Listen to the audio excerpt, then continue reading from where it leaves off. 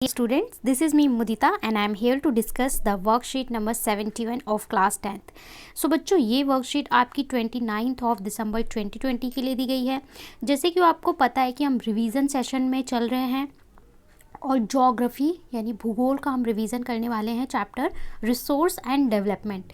This is part 2। Part 1 में हमने 1 mark questions को डील किया था। आज हम जो क्वेश्चंस देखेंगे ये 3 और 5 मार्क में पूछे जा सकते हैं। तो सभी क्वेश्चंस को देखेंगे। देखिए, पहले आपको 5 क्वेश्चंस दिए हुए हैं। What are the resources? Write a note on classification of resources. Question 2 है, describe the various factor which are responsible for soil formation. Mention about some environmental issues. Alright. 4th में आपको एक स्टेटमेंट दिया और बोला है कि इस स्टेटमेंट को जस्टिफाई करते हुए एग्जाम्पल्स दीजिए। और 5 में बोला है suggest the measure of solve the problem of land degradation. Land degradation की प्रॉब्लम को सॉल्व करने के लिए क्या क्या सॉल्यूशंस हो सकते हैं। पहले हम ये सारे सॉल्यूशंस डिस्कस करेंगे। इसके बाद आपको एक सोर्स दे रखा है, सोर्स बेस्ड क्वेश्चन यानी एक पैसेज दे रखा है, उसके अकॉर्डिंग आपको आंसर्स करने हैं, वो भी हम सॉल्व करेंगे। सो स्टार्ट करते हैं। फर्स्ट क्वेश्चन में बोला है what are the resources, write a note on classification of resources. So a resources is a source or supply from which is a benefit is produced and that has some utility. Resources can be broadly classified upon their availability. ठीक है, resource क्या होता है, जो जिससे हमें या humans को कोई भी बेनिफिट हो और उसके अंदर कुछ ना कुछ यूटिलिटी हो, वो रिसोर्स होता है। रिसोर्सेज को हम क्लासीफाई करते हैं अकॉर्डिंग टू देयर, उसकी उपलब्धता के आधार पर हम क्लासीफाई करते हैं। सेकेंड थिंग है right a note on classification of resources. Resources के क्लासिफिकेशन पर नोट लिखना है। तो resources can B classified in the following veg. हम अलग अलग तरीके से रिसोर्स को क्लासीफाई कर सकते हैं। ठीक है, मैंने यहाँ पे पॉइंट्स नहीं डाले, आप पॉइंट्स डाल देना 1, 2, 3 एंड 4। ठीक है, फर्स्ट है on the basis of origin. Origin के आधार पर कैसे होते हैं हमारे biotic and abiotic. On the basis of exhaustibility, renewable, non renewable. On the basis of ownership, ownership मतलब किसका स्वामित्व है। इंडिविजुअल, किसी पर्सनल पर्सन का हो सकता है, जैसे आपकी कार, आपका घर, आपका वो रिसोर्स है। कम्युनिटी, जैसे सोशल पार्क वगैरह हो गया पूरी कम्युनिटी का। नेशनल, जो जैसे भारत देश का कोई भी चीज़ हो गया। और इंटरनेशनल। ठीक है, on the basis of status of development, development के आधार पर पोटेंशियल, डेवलप्ड स्टॉक और रिजर्व्स, जो हमारे रिजर्व्स हैं जिसे हम फ्यूचर में यूज़ करेंगे, जिन्हें हम यूज़ कर रहे हैं और जो हमारे पास स्टॉक है। तो इस आंसर को आप जितना चाहें उतना ब्रॉडली लिख सकते हैं। अगर आप इसको और इलेबरेट करके लिखना चाहें तो on the basis of origin, biotic और अबायोटिक को एक्सप्लेन कर दीजिए। बायोटिक जितने भी लिविंग रिसोर्सेज होते हैं वो बायोटिक होते हैं और जितने भी नॉन लिविंग वो अबायोटिक होते हैं। रिन्यूएबल, नॉन रिन्यूएबल ये आप वेल जानते हैं।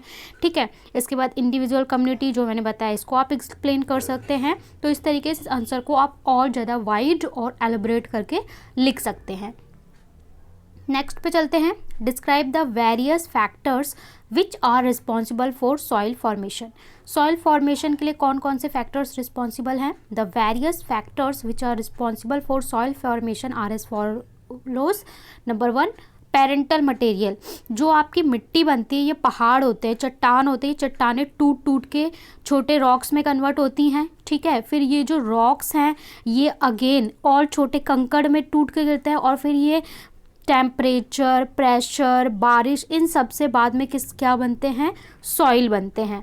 तो पेरेंट मटेरियल मतलब ये कौन सी तरह की रॉक से बनी है मिट्टी। क्लाइमेट, कैसा क्लाइमेट है। Topography, biological factors. ठीक है, डिफरेंट एरिया में डिफरेंट बायोलॉजिकल फैक्टर्स हो सकते हैं। कौन कौन से माइक्रो ऑर्गेनिज्म इन्वॉल्व हैं इस सॉइल फॉर्मेशन में। टाइम, कितना टाइम लगा इसे बनने में। ठीक है, जितना ज़्यादा टाइम लगेगा उतनी ज़्यादा वो क्या होगी, अच्छी होगी। एंड अदर ह्यूमन एक्टिविटी, कुछ ह्यूमन मैन मेड एक्टिविटीज़ भी होती हैं जो सॉइल फॉर्मेशन में हेल्प करती हैं। तो वही अगेन ये आपके सब पॉइंट हो सकते हैं। अगर आप इसी आंसर को और ज़्यादा इलिब्रेट करके लिखना चाहते हैं तो इसके बारे में आप 2-2 पॉइंट्स को लिख सकते हैं और आप अपने आंसर को और ज़्यादा लेंदी बना सकते हैं।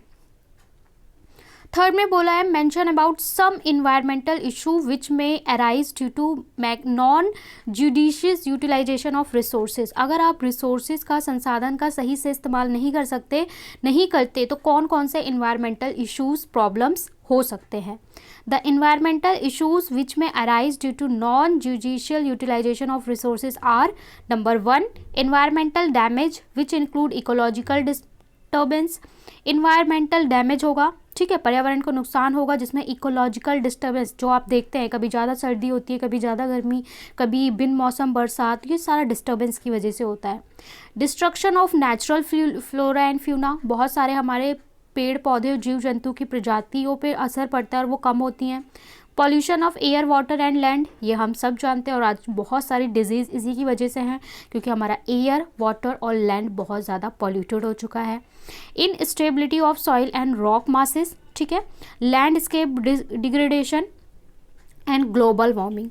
तो ये कुछ फैक्टर्स हैं जो अगर हम संसाधनों का बहुत ज़्यादा और सही से इस्तेमाल नहीं करते तो ये सारे इश्यूज़, प्रॉब्लम्स अराइज हो सकते हैं।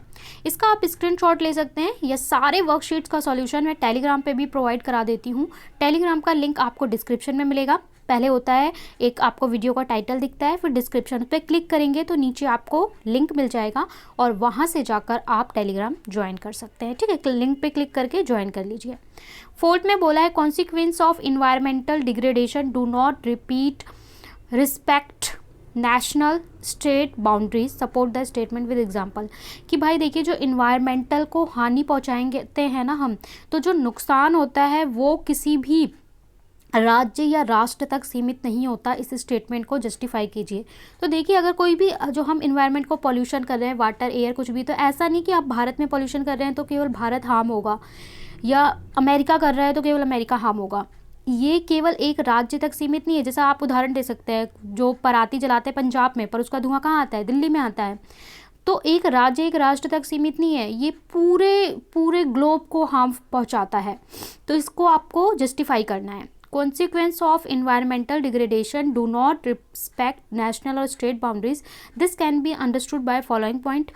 इसको हम अलग अलग पॉइंट से समझ सकते हैं। Number 1, land degradation affect the agriculture productivity of land as well as food security.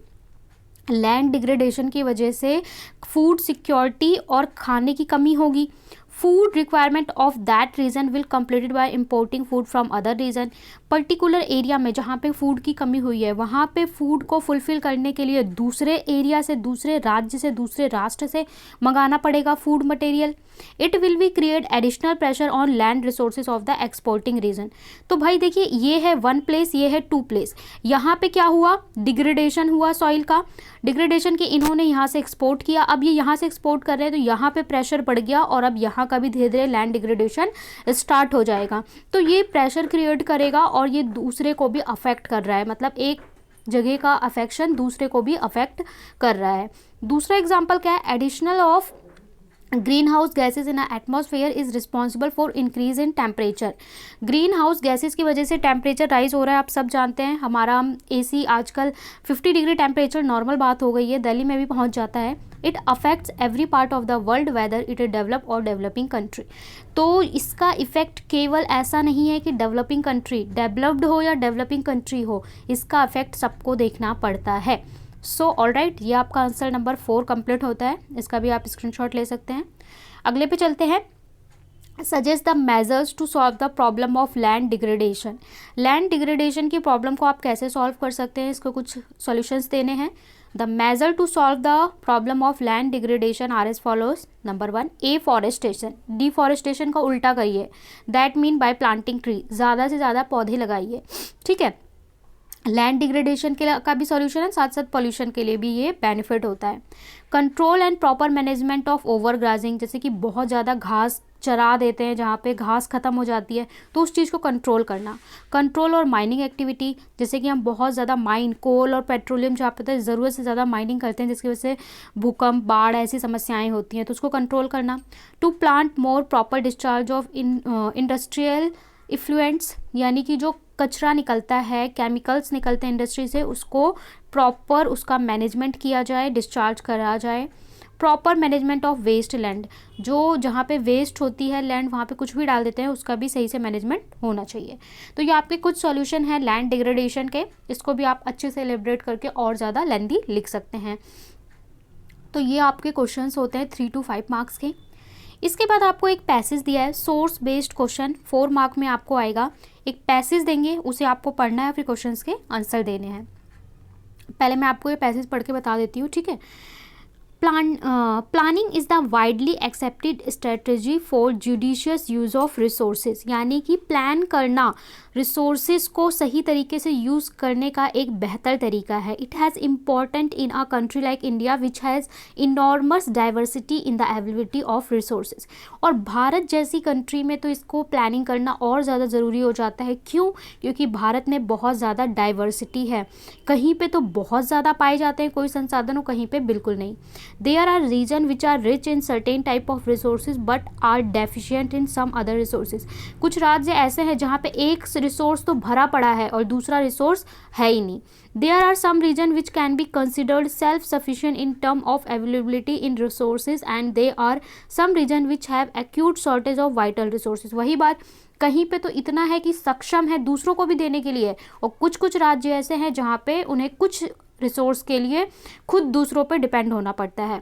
For example the state of Jharkhand, Chhattisgarh, Madhya Pradesh, जो हमारा इंडिया का अगर आप मैप देखते हैं तो ये मध्य प्रदेश, झारखंड, छत्तीसगढ़, ये क्या है, rich in mineral of coal और जो खनिज हैं इससे भरा पड़ा हुआ है। Arunachal Pradesh has abundance of water resource, Arunachal Pradesh में हमारा क्या है, वाटर का अच्छा रिसोर्स है but lack in infrastructure development, but वहाँ पे डेवलपमेंट नहीं है। The state of Rajasthan very well in solar energy, lack of water, Rajasthan में सोलर एनर्जी, विंड एनर्जी का बहुत अच्छा रिसोर्स है लेकिन पानी की कमी है। The cold desert of Ladakh is, जो हमारा लद्दाख है वो देश से अलग थलग पड़ा हुआ है लेकिन वो कल्चरल हेरिटेज का खजाना है, मतलब कल्चरल हेरिटेज के लिए बहुत अच्छा है। तो इन सब बातों को ध्यान में रखने के लिए this call for balance resource planning national, state, regional and local level. इसलिए हमें रिसोर्स की प्लानिंग स्टेट लेवल पे, रीजनल लेवल पे, नेशनल लेवल पे सब तरीके से करने की बहुत ज़्यादा आवश्यकता है। क्वेश्चंस देख लेते हैं। 4 क्वेश्चंस बोले हैं। What is resource planning necessary, why, क्यों ज़रूरी है करना, describe characteristics of Ladakh, Ladakh के बारे में बताइए। उसके बाद उन स्टेट्स का नाम बताइए जहाँ पे कोल काफ़ी ज़्यादा मिलता है और उन स्टेट का नाम बताइए जहाँ वाटर की कमी है। सारे क्वेश्चंस के आंसर देख लेते हैं। कोविड के संदर्भ में आपके लिए ये मैसेज है कि अपने हाथों को धोते रहना है साबुन और पानी से, ठीक है। अब सॉल्यूशन क्या है। Why is resource planning necessary? Resource planning is necessary because country like India which has enormous diversity in availability of resources, यहाँ पे बहुत ज़्यादा वेरिएशन है इसलिए यहाँ रिसोर्स प्लानिंग करना ज़रूरी है। Describe the characteristic of Ladakh. The cold desert of Ladakh is relatively isolated from the rest of country. It has very rich cultural heritage, ये बहुत ज़्यादा कल्चरल हेरिटेज से भरा हुआ है। सो ये आपके ए और बी हो गया।